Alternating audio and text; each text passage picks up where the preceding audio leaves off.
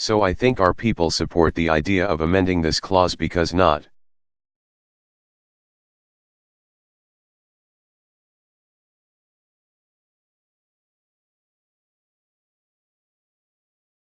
particularly because they want me to be president, perhaps because they do.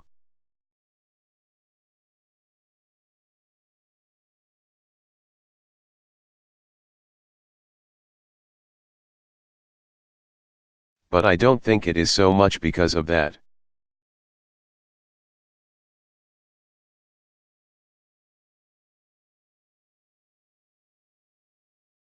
But because they realize that this is unfair, unjust, and undemocratic.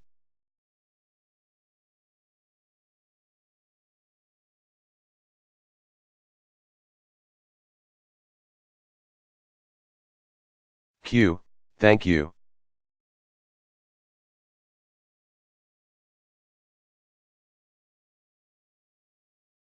I am inaudible from 11 Media from Myanmar.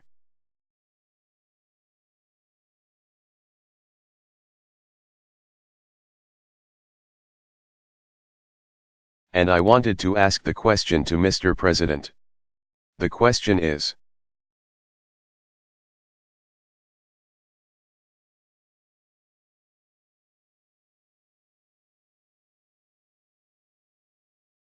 have you discussed about the inaudible situation in Myanmar? Inaudible President Thein Sein last night?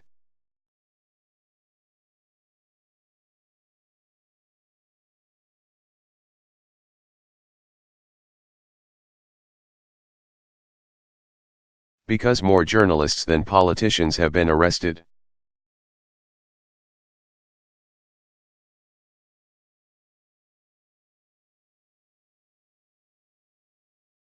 Particularly in Inaudible, under the present Thein Sein administration.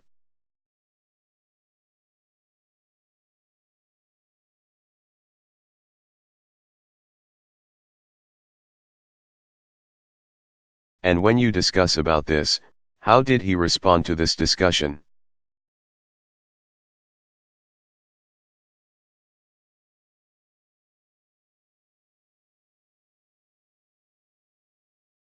Thank you.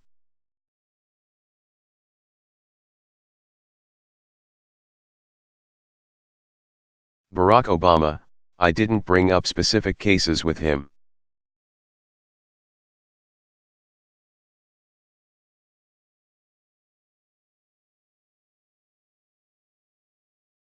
I brought up a basic principle that I stated earlier.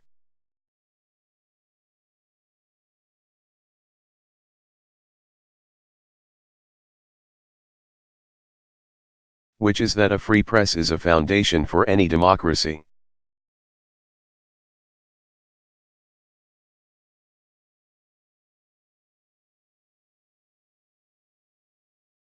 We rely on journalists to explain and describe the actions of our government.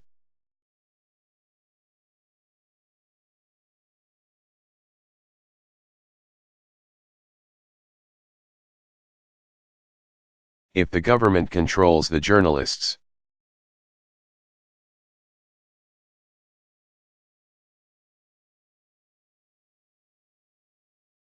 then it's very difficult for citizens to hold that government accountable.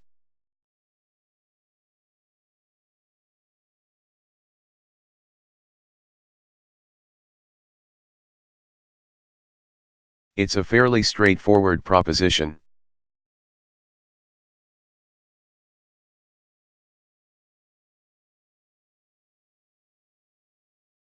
And I recognize that there is a transition process that's taking place.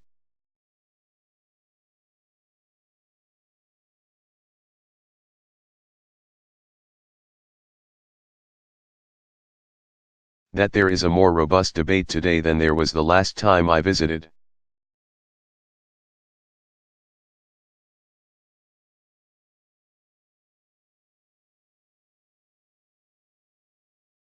But to go back to what we said earlier, we can't be complacent.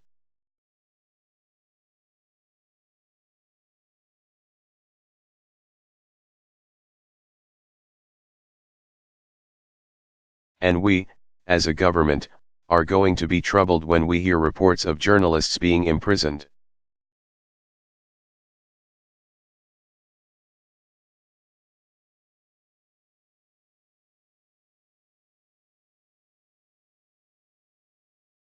Being killed, being intimidated, or being censored.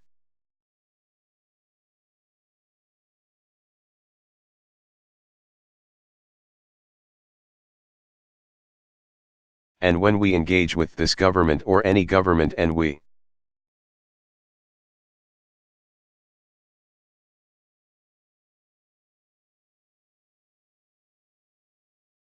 have evidence that that's taking place, then we're going to raise it.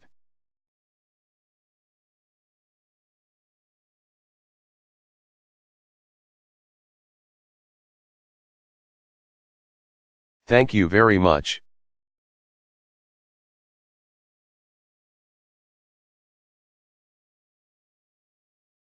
Barack Obama.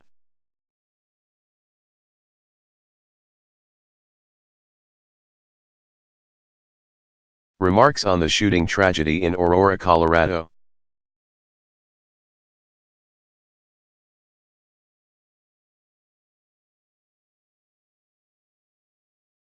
Delivered July 20, 2012, Harborside Event Center, Fort Myers, Florida.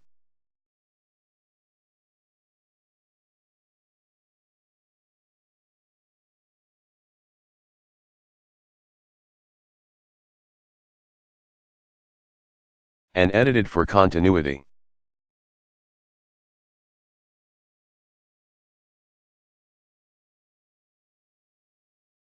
Let me first of all say how grateful I am for all of you being here.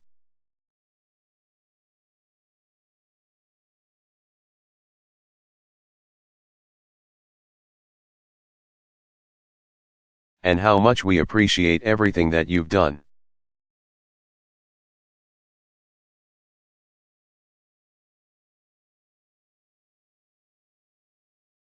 I know that there are a lot of people here who have been so engaged in the campaign, have sacrificed so much.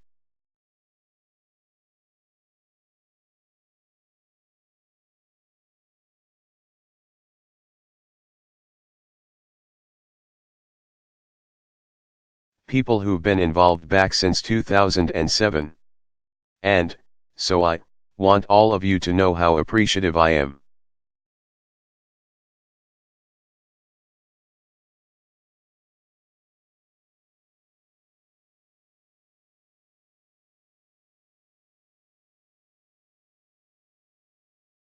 And I know many of you came here today for a campaign event.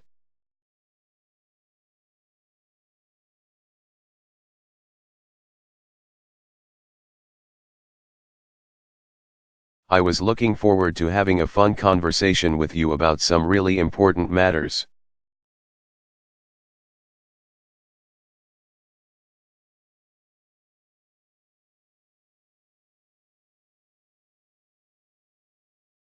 That we face as a country and the differences between myself and my opponent in this election.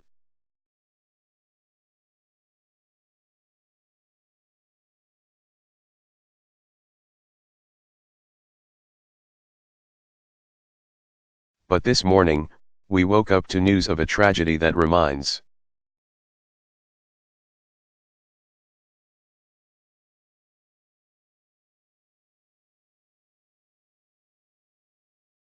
us of all the ways that we are united as one American family.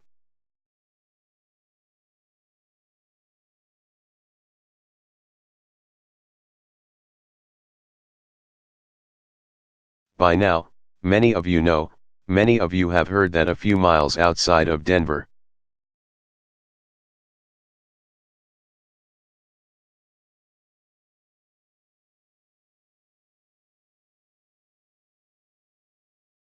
in a town called Aurora, at least 12 people were killed when a gunman opened fire in a movie theater.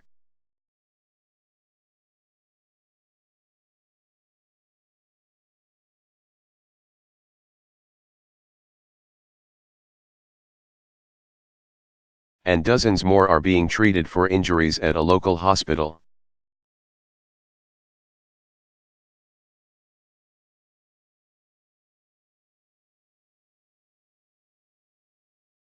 Some of the victims are being treated at a children's hospital.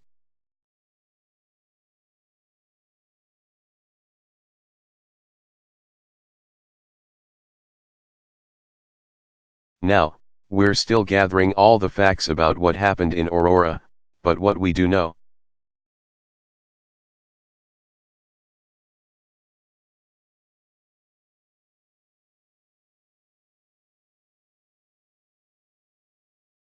is that the police have one suspect in custody.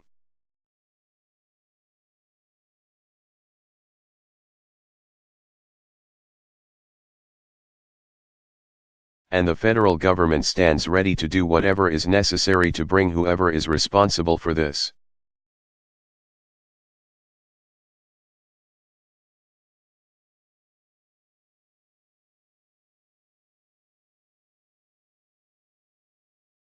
Heinous crime to justice, and we will take every step possible to ensure the safety of all of our people.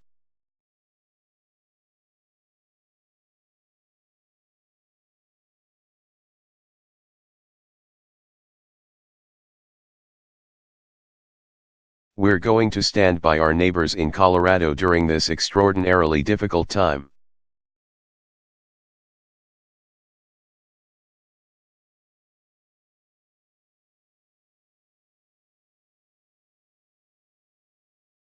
And I had a chance to speak with the mayor of Aurora as well as the governor of Colorado to express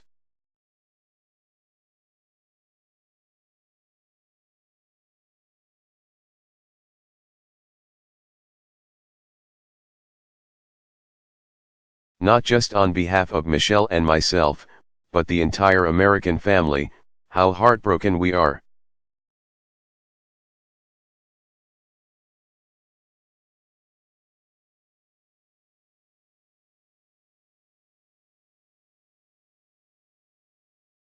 Now, even as we learn how this happened and who's responsible,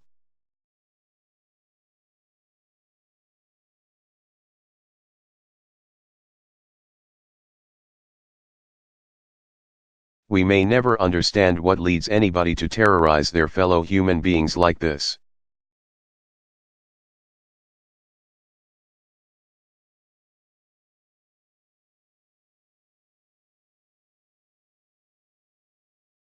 Such violence, such evil is senseless. It's beyond reason.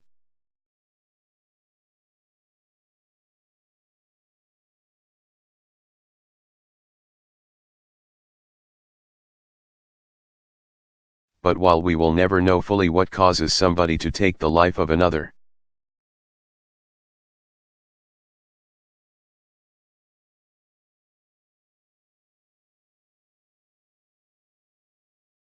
we do know what makes life worth living.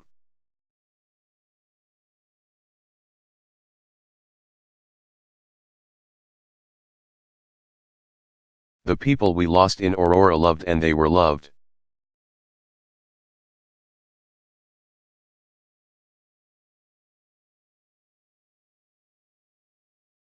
They were mothers and fathers, they were husbands and wives.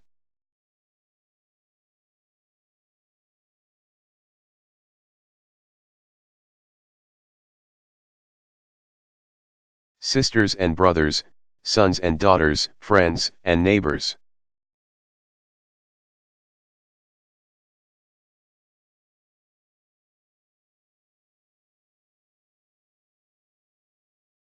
They had hopes for the future and they had dreams that were not yet fulfilled.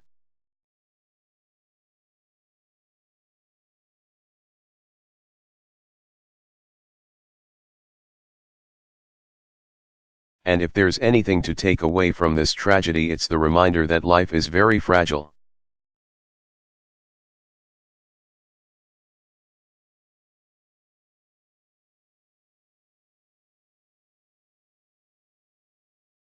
Our time here is limited and it is precious.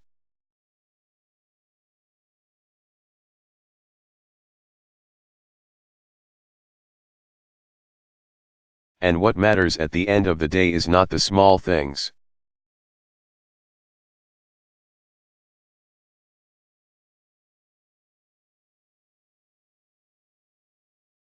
It's not the trivial things, which so often consume us and our daily lives.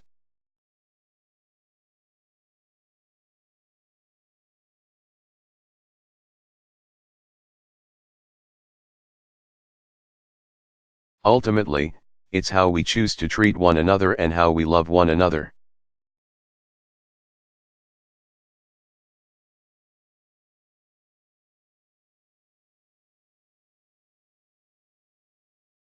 It's what we do on a daily basis to give our lives meaning and to give our lives purpose.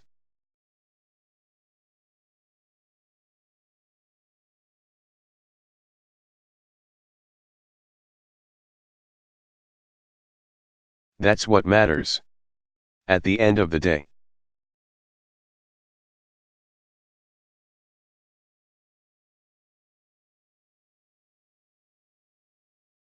What we'll remember will be those we loved and what we did for others. That's why we're here.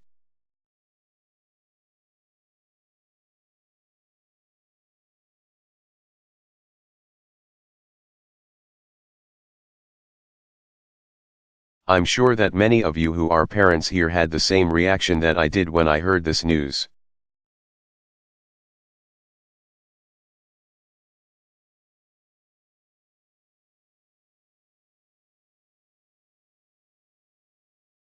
My daughters go to the movies. What if Malia and Sasha had been at the theater?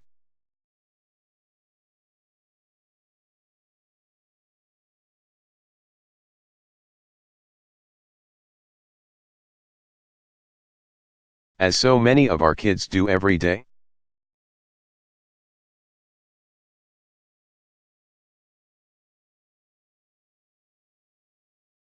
Michelle and I will be fortunate enough to hug our girls a little tighter tonight.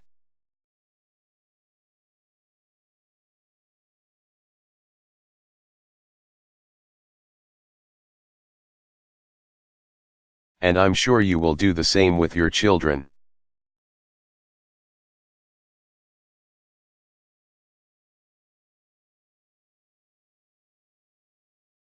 But for those parents who may not be so lucky,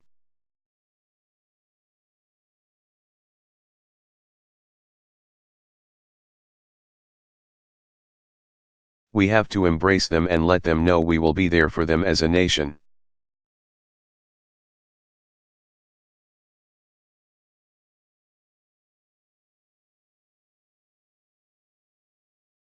So, again, I am so grateful that all of you are here.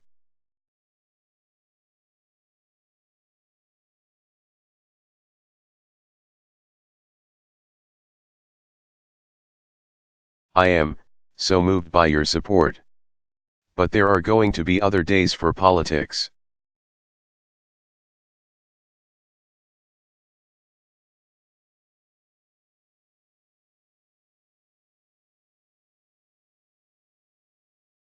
This, I think, is a day for prayer and reflection.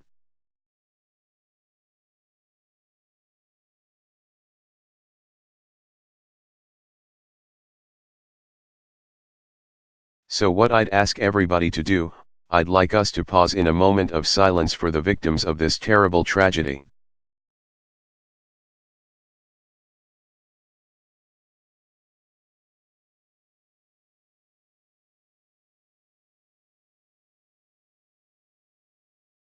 For the people who knew them and loved them, for those who are still struggling to recover.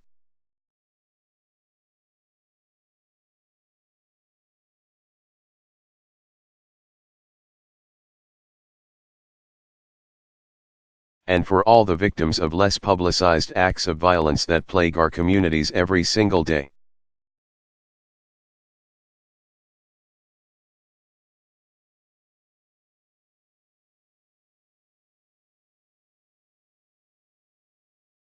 So if everybody can just take a moment.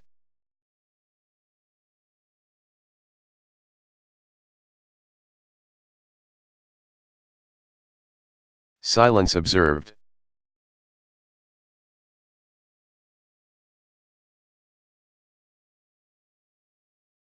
Thank you, everybody.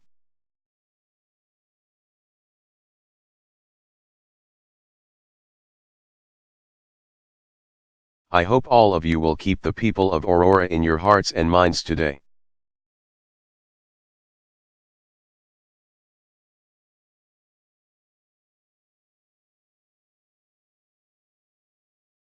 May the Lord bring them comfort and healing in hard days to come.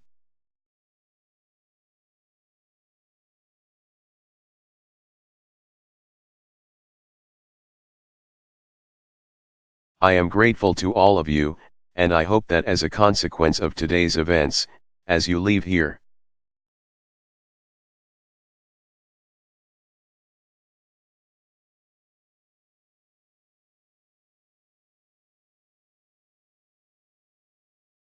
you spend a little time thinking about the incredible blessings that God has given us.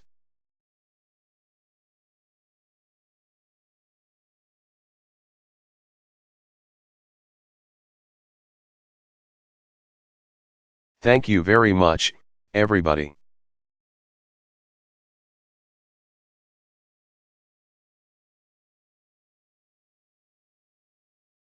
God bless you.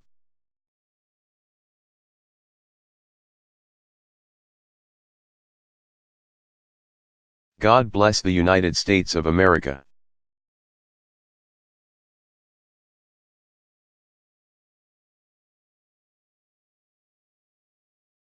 Barack Obama.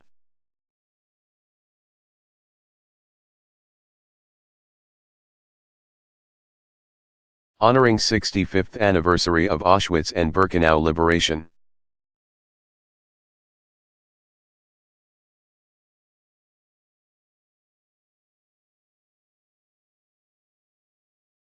Delivered January 27, 2010.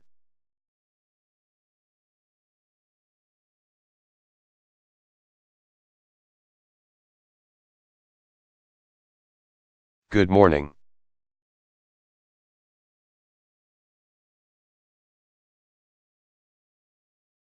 And thank you to everyone who worked to bring us to this day.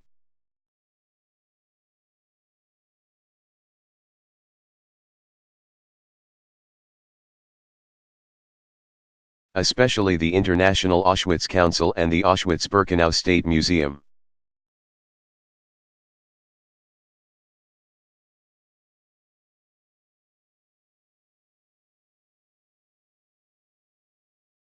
To President Kacynski, Prime Minister Tusk, and to the people of Poland.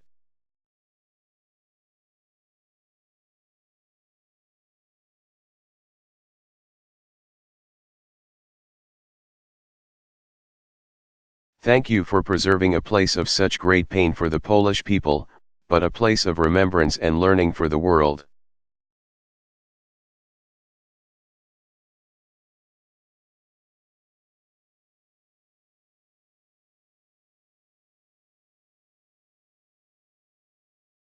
Although I can't be with you in person, I am proud that the United States is represented there today.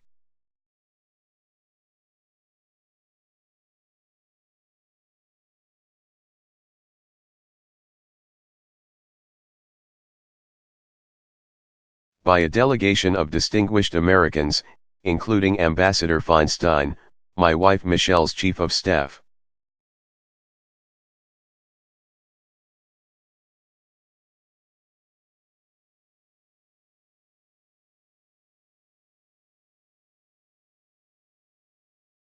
Susan Scher, and my good friend, and the son of Holocaust survivors, Julius Janachowski.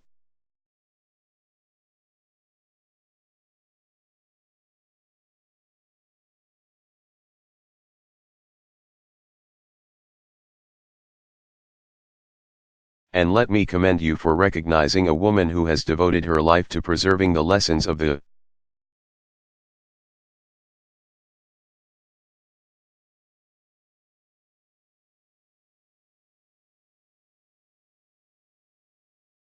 show for future generations. Sara Bloomfield of the United States Holocaust Memorial Museum in Washington.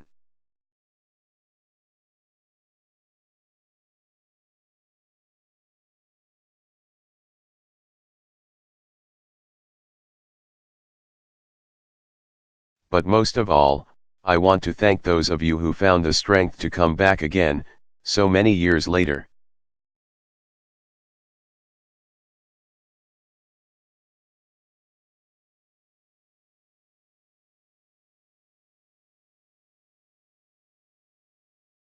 Despite the horror you saw here, the suffering you endured here, and the loved ones you lost here.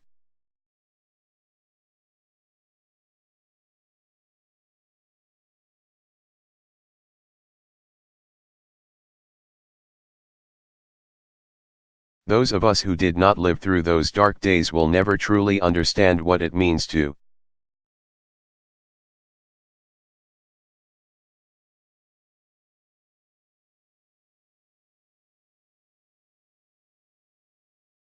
have hate literally etched into your arms. But we understand the message that you carry in your hearts.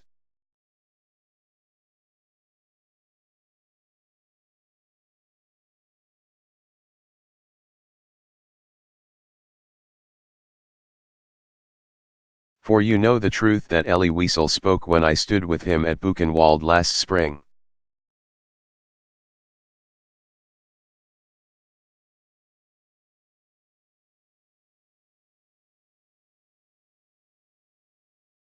There, where his father and so many innocent souls left this earth, Elie said.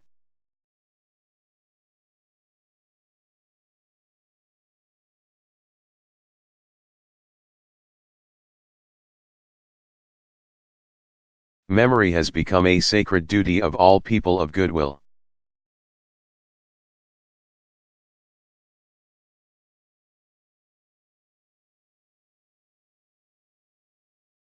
We have a sacred duty to remember the twisted thinking that led here. How?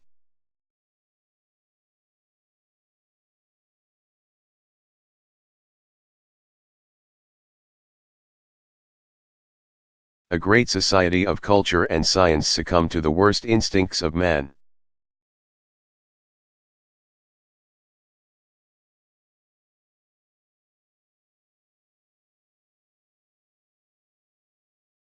And rationalized mass murder and one of the most barbaric acts in history.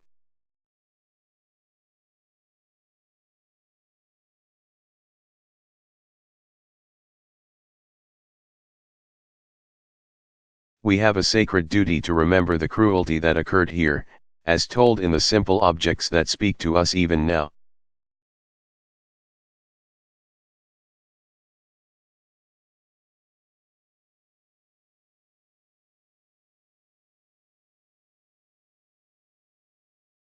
The suitcases that still bear their names, the wooden clogs they wore, the round bowls from which they ate.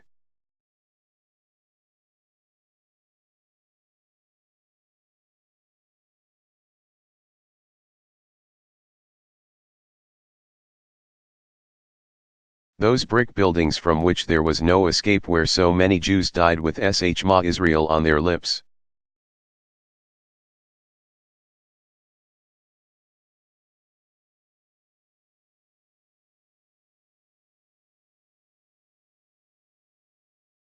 And the very earth at Auschwitz, which is still hallowed by their ashes, Jews and those who tried to save them.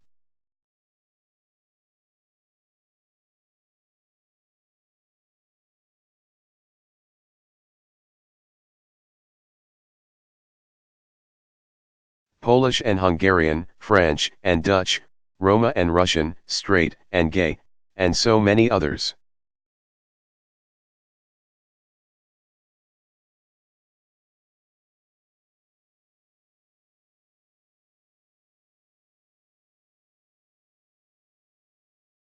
But even as we recall man's capacity for evil, Auschwitz also tells another story of man's capacity for good.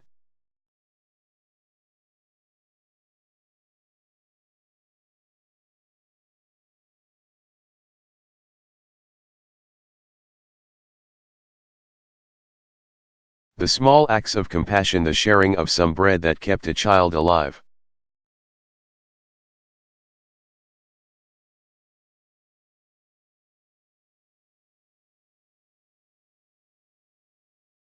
The great acts of resistance that blew up the crematorium and tried to stop the slaughter.